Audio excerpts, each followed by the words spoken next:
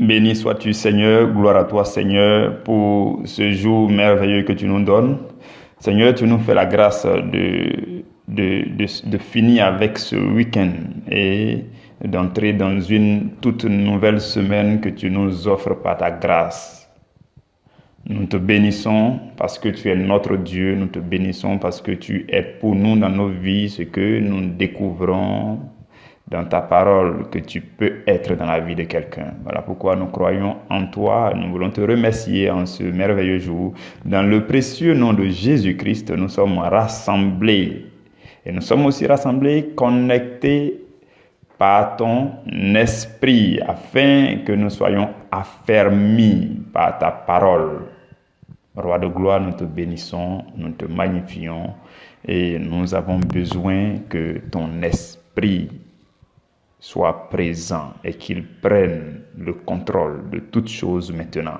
Non seulement de la méditation de ce jour, mais de toute notre vie durant cette semaine. Nous avons besoin de toi. Nous ne pouvons pas faire ne serait-ce qu'un seul pas en avant si tu n'es pas là. Voilà pourquoi je me recommande à ta grâce. Je recommande à ta grâce cette famille que nous sommes par ta grâce. Seigneur, garde-nous, aide-nous à demeurer dans ta présence. Béni sois-tu pour toutes les grâces excellentes que tu as prévues pour nous en cette semaine. Tout ce que je te demande dans le nom de Jésus, c'est que personne ne manque, personne ne rate, Seigneur, ces provisions de grâce que tu as prévues pour nous en cette semaine. Béni sois-tu parce que tu répands sur nous les dons parfaits et les grâces excellentes qui ne descendent que de toi. Béni sois-tu dans les siècles éternels. Amen. Mes frères et sœurs dans le Seigneur, je bénis Dieu pour la vie de chacun de vous. Nous sommes aujourd'hui le lundi 25 mai 2020 et nous débutons la 4e semaine, la dernière semaine du mois de mai. Par la grâce du Seigneur, nous sommes restés ensemble. Nous avons médité chaque jour depuis le mois d'avril. Ce séminaire de 7 mois-là a commencé en début du mois d'avril. Nous sommes restés ensemble, nous avons médité la parole du Seigneur tout au long du mois d'avril. Et le sujet que nous avons médité le mois d'avril, c'était connaître l'amour de Dieu. Et dès que nous avons passé le mois de mai, nous avons commencé à étudier le sujet général qui est épouser l'amour de Dieu. Et chaque semaine, nous avons étudié un thème. Aujourd'hui, mes frères et mes sœurs, nous commençons un autre thème, le thème de la semaine. Vous avez reçu le programme de la semaine qui a été partagé comme d'habitude.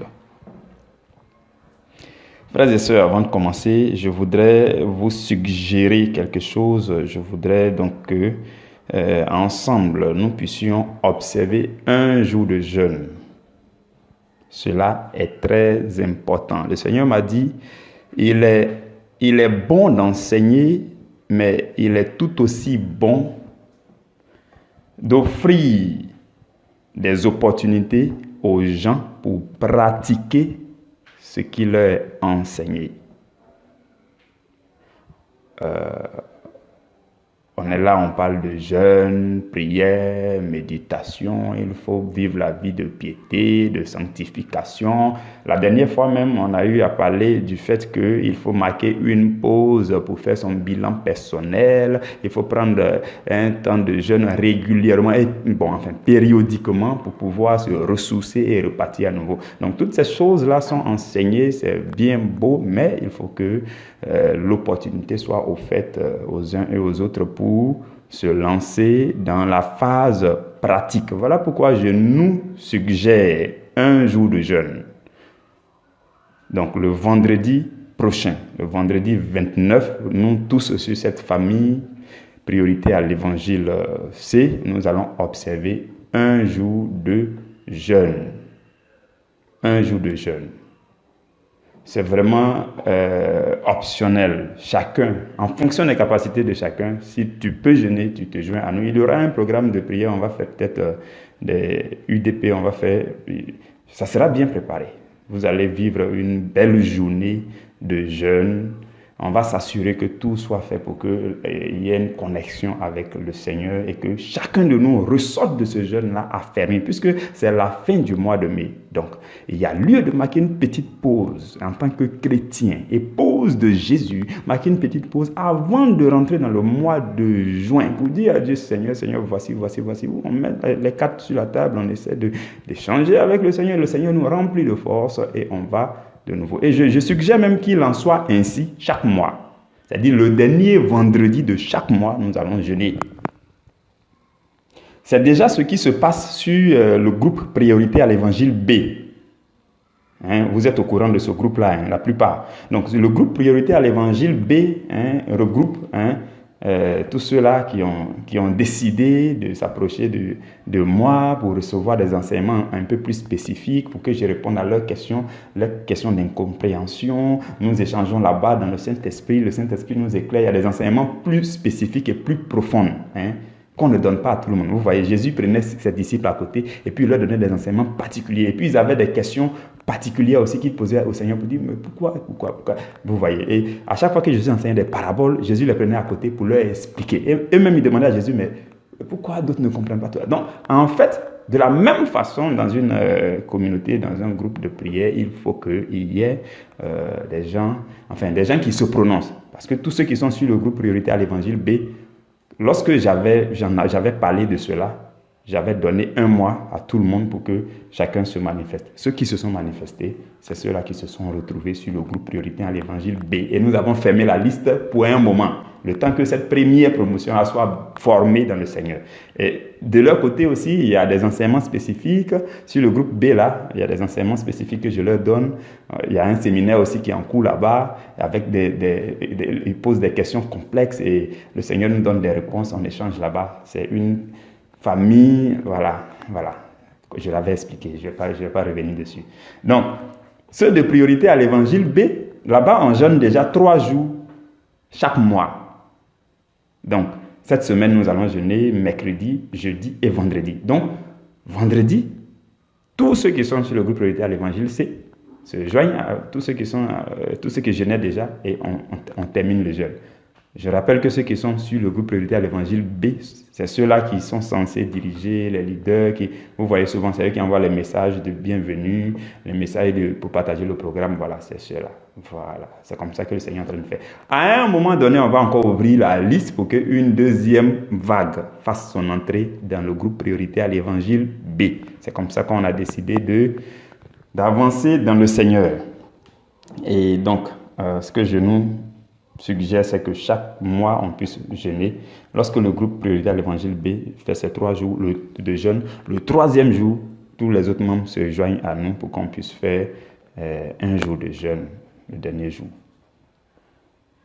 J'espère que cela vous convient. Au moment venu, je vais partager sur le groupe le programme de prière, de méditation pour ce jour de jeûne-là. Que Dieu vous bénisse, que Dieu vous bénisse. Je vous annonce cela par avance pour que chacun puisse prendre ses dispositions en cette semaine. Frères et sœurs dans le Seigneur, nous sommes là en cette semaine pour encore méditer au pied du Seigneur, pour plonger nos regards dans la parole de Dieu et pour laisser Dieu nous faire du bien. Le thème de cette semaine, c'est franchir le seuil de la gloire. Franchir le seuil de la gloire. Et le premier sous-thème que nous méditons aujourd'hui, c'est que veut dire franchir le seuil de la gloire? Qu'est-ce que cela signifie lorsqu'on dit franchir le seuil de la gloire? Donc, c'est de ça que nous allons parler maintenant. Je vais nous lire la Bible dans Romains chapitre 8, versets 29 à 30. Romains 8, 29 et 30. Je lis la parole du Seigneur. La Bible dit, « Car ceux qu'il a connus d'avance, il les a aussi prédestinés à être semblables à l'image de son Fils, afin que son Fils soit le premier-né de beaucoup de frères. Et ceux qu'il a prédestinés, il les a aussi appelés. Et ceux qu'il a appelés, il les a aussi justifiés. Et ceux qu'il a justifiés, il les a aussi glorifiés. Parole du Seigneur. Nous rendons grâce à Dieu. Frères et sœurs dans le Seigneur, ce passage-là est très beau. Vous le connaissez déjà. Et ce que nous sommes en train de faire aujourd'hui, c'est de découvrir avec le Saint-Esprit, par la grâce du Saint-Esprit, découvrir le plan d'élection de Dieu qui a été mis derrière ce passage qu'on vient de lire. Vous voyez, la Bible parle de ministère caché. Donc, lorsqu'on découvre ça par le Saint-Esprit, on s'en réjouit, on partage. Donc, derrière ces deux versets que nous venons de lire se cache le plan d'élection de Dieu, le processus pour choisir ses élus, ceux qui vont aller vivre dans la gloire de Jésus là. Comment est-ce que ceux-là sont choisis, ainsi de suite. Vous voyez. Donc, le verset que nous venons de lire dit que tout ce que Dieu a connu d'avance. Donc, Dieu nous a tous connus d'avance. Il nous a tous connus d'avance. Parce que la Bible dit qu'il nous a connus le premier. Vous et moi, Dieu nous a fabriqués de ses propres mains. Il nous a façonnés. Vous voyez. Donc, il nous a connus. Il a connu chacun de nous. Que tu sois païen, que tu sois ceci, que tu sois cela, que tu sois au nord, que tu sois au sud, que tu sois au pôle nord, au pôle sud, à l'Occident, à l'Orient. Dieu nous a créés et il nous a connus d'avance. Et la Bible dit, ceux qu'il a connus d'avance, il les a aussi prédestinés. Vous voyez, donc il y a des connus. Il y a la grande catégorie des connus d'avance, des gens qui sont connus d'avance par Dieu, que Dieu a fabriqué. C'est tout le monde, cette grande catégorie-là, c'est tous les humains.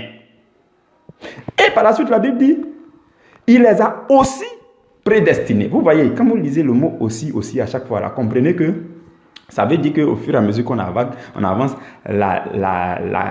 le nombre diminue. Donc, parmi tout ce grand groupe de tous les êtres humains que Dieu a connus d'avance, il y en a qu'il a prédestinés à être semblables à l'image de son Fils.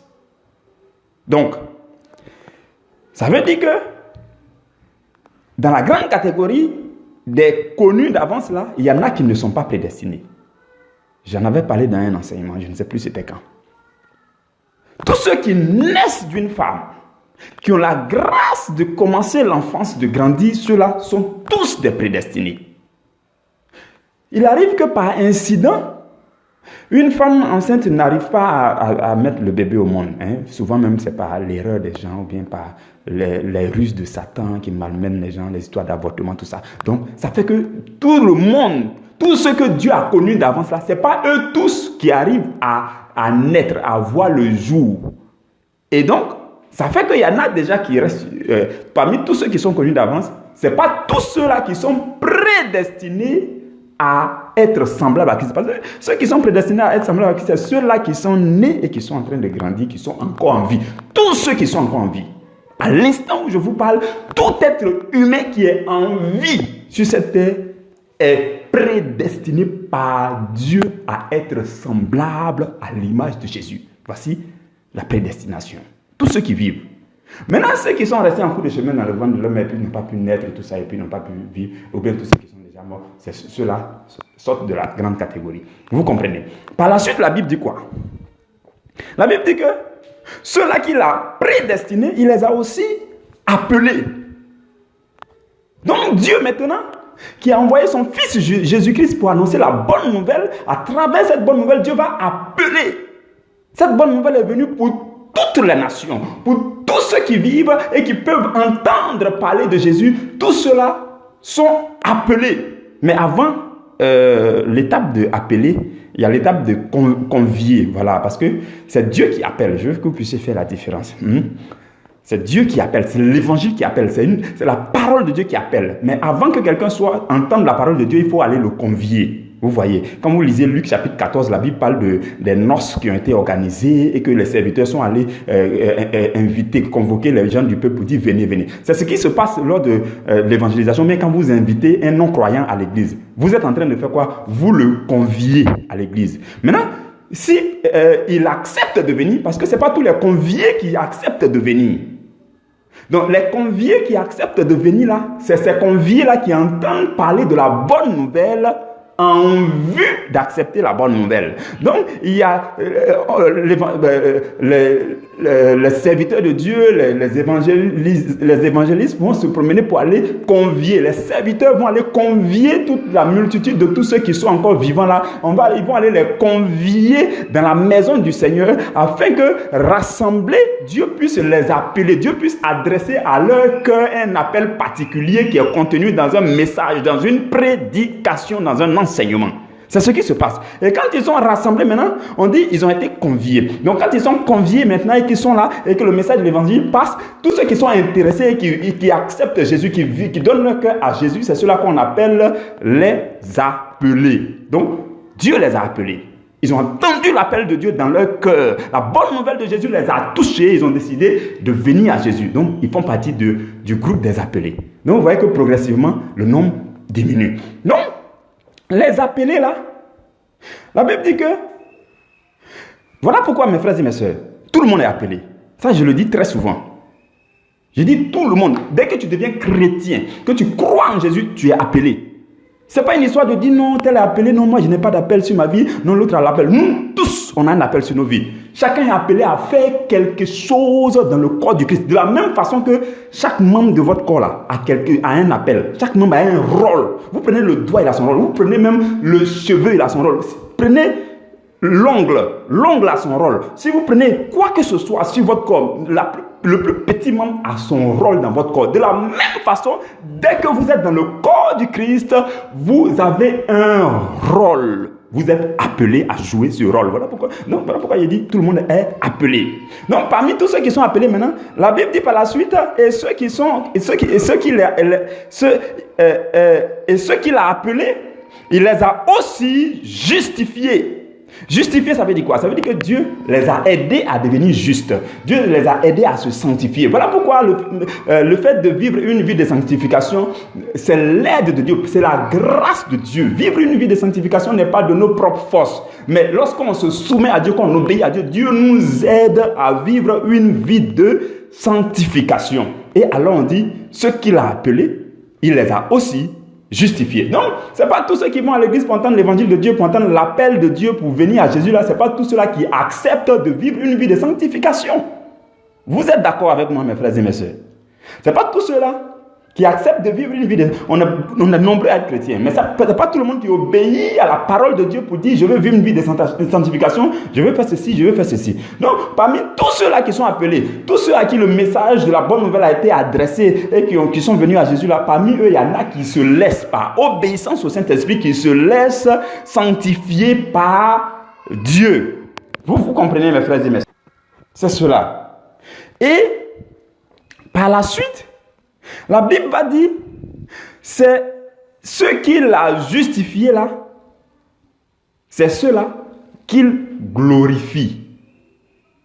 Vous comprenez? Donc, quand il finit de justifier, ce qui fait l'élection, ce qui fait qu'on parle des élus, c'est que ceux qui acceptent d'être sanctifiés, d'être justifiés. Quand vous lisez le livre de Thessaloniciens chapitre 4, verset 1 Thessaloniciens chapitre 4, verset 7, la Bible dit que Dieu ne nous a pas appelés à l'impureté, mais il nous a appelés à la sanctification.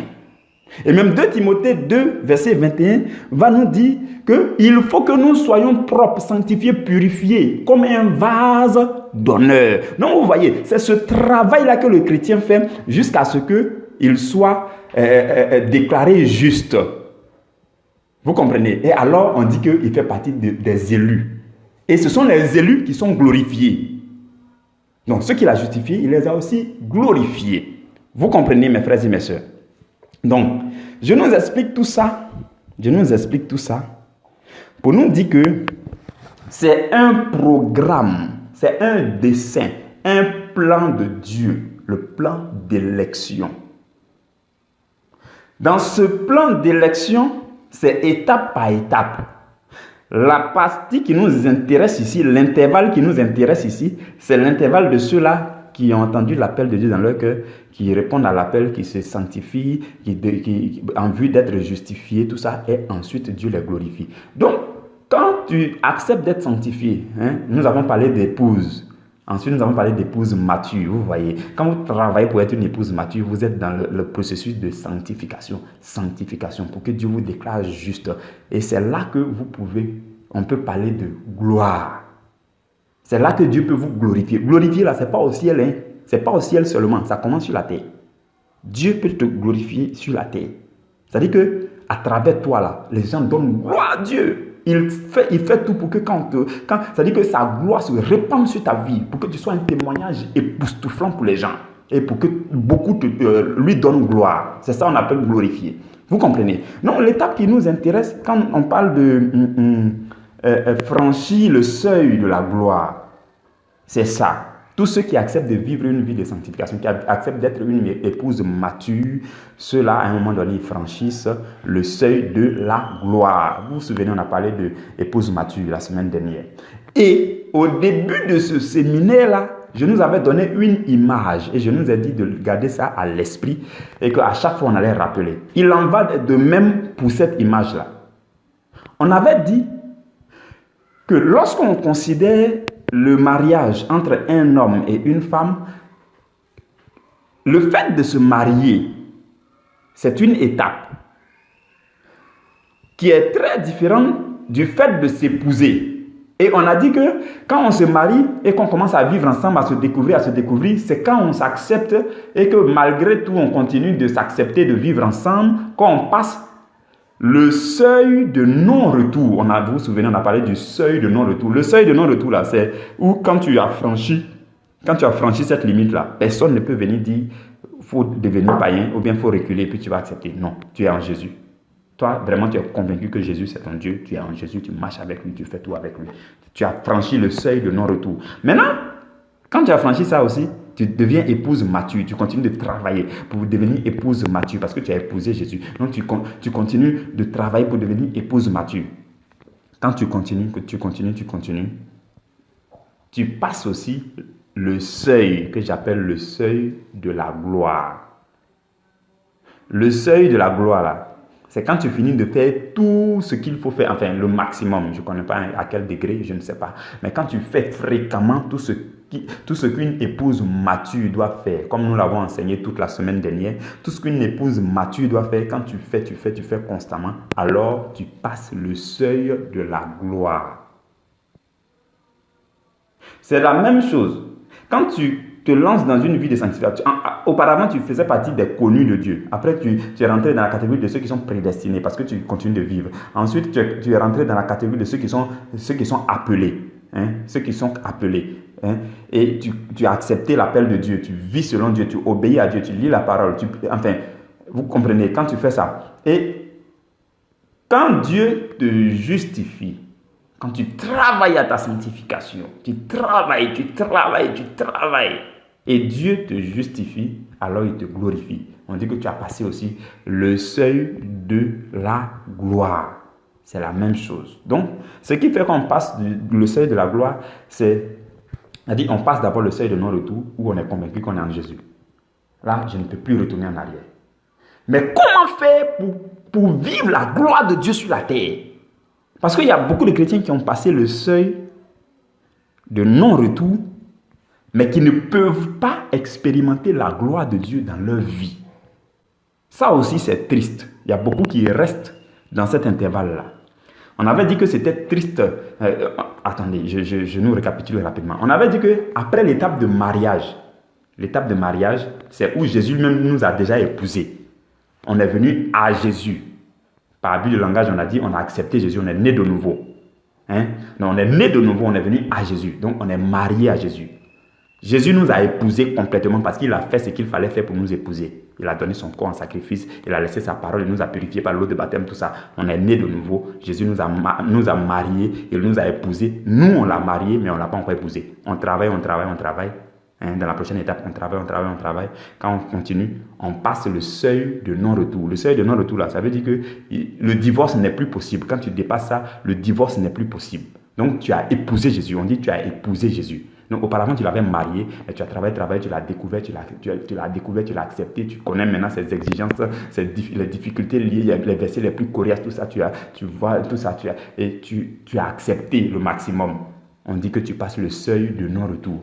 Quand tu passes le seuil de non-retour, là, tu deviens un chrétien qui est collé serré avec Jésus. Et puis tu marches avec lui. Mais ça ne veut pas forcément dire que tu vis le grand bonheur dans ta vie. Ça ne veut pas forcément dire que tu as des grands témoignages. Ça ne veut pas forcément dire que la gloire de Dieu se manifeste dans ta vie. Mais tu ne peux pas aussi retourner en arrière. Et quand tu continues de travailler pour être une épouse mature, dans une vie de sanctification, tu travailles. Quand tu continues, tu passes le seuil de la gloire. Après le seuil de la gloire, là, tu commences à vivre de grandes choses. Tu commences à être un grand témoin de Jésus. Les grands témoignages s'abattent dans ta vie.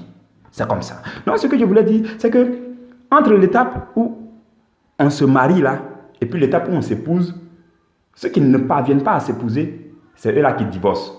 Donc, le divorce est toujours possible après le mariage si les gens n'ont pas réussi à s'épouser. S'ils réussissent à s'épouser, ils dépassent l'étape, le seuil de non-retour. Et quand ils dépassent le seuil de non-retour, ils continuent de travailler pour être mature. Épouse mature. Et s'ils n'ont pas réussi à être épouse mature, la gloire ne va jamais se manifester dans leur vie. Ça aussi, c'est très triste. C'est triste. C'est vrai que le fait de divorcer avec Jésus, là, c'est plus triste. Mais le fait de rester avec Jésus, mais ne pas aussi manifester sa gloire, c'est aussi triste. C'est ce que souvent, il y a beaucoup de chrétiens qui vivent ça. C'est-à-dire qu'ils connaissent Jésus. Ils sont amoureux de la parole. Mais eux, là, maladie les tourmente, problème les tourmente. Ils sont toujours à l'église. Ils font toujours ce qu'il faut faire. Mais ils n'arrivent pas à expérimenter la gloire de Jésus dans leur vie. Et ils demeurent dedans. Ça veut dire qu'ils n'ont pas encore dépassé le seuil de la gloire. Comment faire pour dépasser le seuil de la gloire? Voilà pourquoi, durant ce séminaire, il y a beaucoup qui seront délivrés. Le Seigneur va délivrer vos cœurs. Ceux qui n'arrivent pas à faire ce qu'il faut faire pour dépasser le seuil de la gloire, pour expérimenter la gloire de Dieu, pour vivre. Vous voyez, je nous avais dit que c'est quand on dépasse le seuil de la gloire qu'on commence à vivre la gloire du mariage, le bonheur. Quand la Bible dit que celui qui a trouvé une femme a trouvé le bonheur là, c'est ça. Le bonheur dans le couple là, le couple que nous sommes avec Jésus là, le bonheur là commence lorsque on dépasse le seuil de la gloire. Parce que quand tu restes au milieu, tu as dépassé le seuil de non-retour. C'est vrai, tu ne peux plus retourner en arrière. Tu aimes Jésus, tu lis ta Bible, tu fais ce qu'il faut faire, tu es chrétien, tu es responsable à l'église, ainsi de suite, tu continues. Mais dans ta vie, là, il n'y a aucun grand témoignage. C'est triste. Ça frustre beaucoup dans leur cœur. Ils n'en parlent plus, mais comme ils sont responsables et autres, tout ça, ils sont obligés de faire avec, de continuer. Mais il n'y a pas de grand témoignage. La gloire de Dieu là, ne se manifeste pas beaucoup dans leur vie. Vous voyez. Ceux-là, ils sont au milieu entre le seuil de non-retour qu'ils ont franchi là, et puis ils n'ont pas encore franchi le seuil de la gloire. Quand vous dépassez le seuil de la gloire, vous faites ce qu'il faut faire pour dépasser le seuil de la gloire. Oh, c'est magnifique, c'est merveilleux. Vous commencez à espérer, vous commencez à vivre le surnaturel avec Jésus. C'est là que vous voyez que Jésus, c'est du palpable. Jésus, c'est du concret. Vous comprenez? Donc, voilà la raison d'existence du thème de cette semaine. Franchir le seuil de non-retour. Les sous-thèmes nous ont été partagés. Je pense qu'il y a un sous-thème qui parle de 3 choses à mettre en pratique pour vivre la gloire de Dieu sur la terre. Nous allons voir toutes ces choses pas à pas durant cette semaine. Le Seigneur a prévu de grandes délivrances.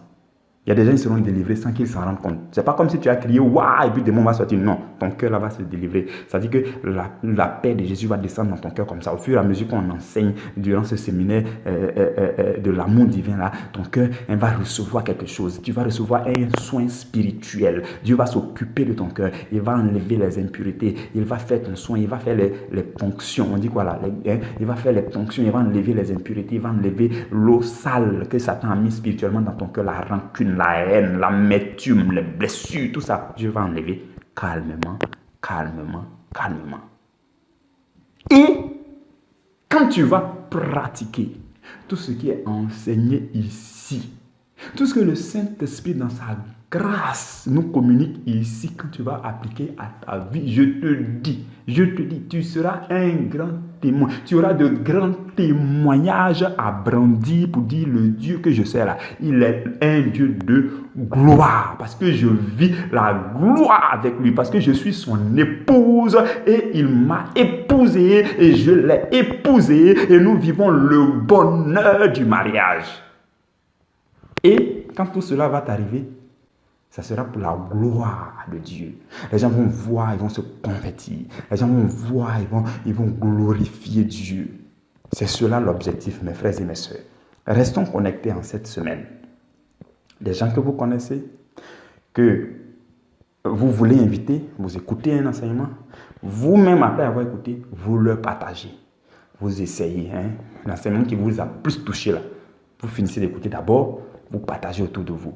Si des gens sont intéressés, vous leur expliquez d'abord. Vous dites, ah voilà notre famille là, voici ce qu'on fait. Est-ce que ça t'intéresse? Est-ce que tu es sûr que ça t'intéresse? Oui, ok, voici le lien, il faut venir. C'est comme ça qu'on procède. On n'est pas, vous voyez, si on voulait faire les choses comme ça, là, va vite là. Il y a longtemps, on est devenu 1000 sur ce groupe là. Mais ce n'est pas ça notre intérêt. Notre intérêt, c'est que la parole de Dieu là, ça rentre dans le cœur des gens, que celui qui vient puisse profiter. Que la grâce de Dieu demeure sur vous.